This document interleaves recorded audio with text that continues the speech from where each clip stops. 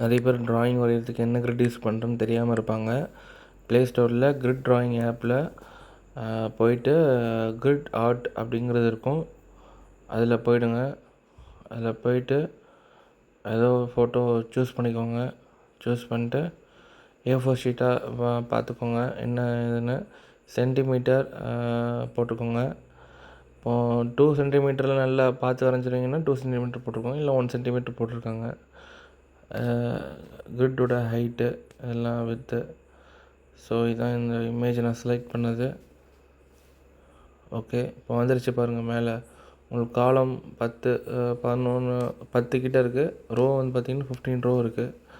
So அந்த இதான் A4 கொடுத்துருக்காங்க. உங்களுக்கு எக்ஸ் மார்க் வேணும், இன்னும் மைன்யூட்டாக வரையணுன்னா அதை போட்டுக்கோங்க, கரெக்டாக வரையணுன்னா.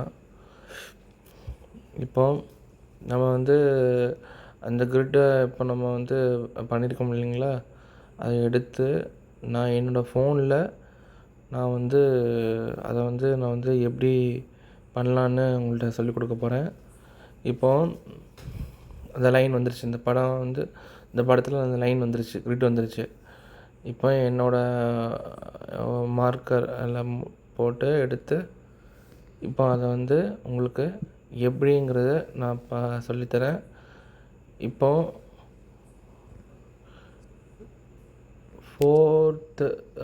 ஃபோர்த்து ரோலேருந்து ஸ்டார்ட் பண்ணி 6th ரோவில் வந்து அப்படியே சுற்றி உங்களுக்கு மேலே 5th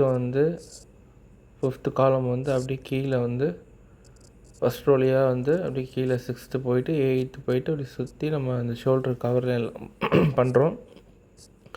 அப்புறம் நோஸு எந்தெந்த லைன் கரெக்டாக அந்த லைனுக்கு, அந்த ரோவுக்கு, அந்த காலமுக்கு, அந்த லைனுக்கு நம்ம கரெக்டாக ஃபில் பண்ணிடணும்.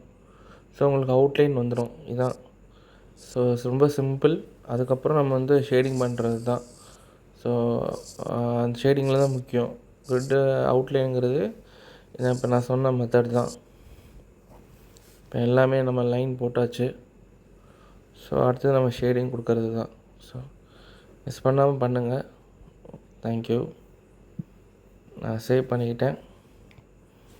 ஓகே, நன்றி. தேங்க்யூ.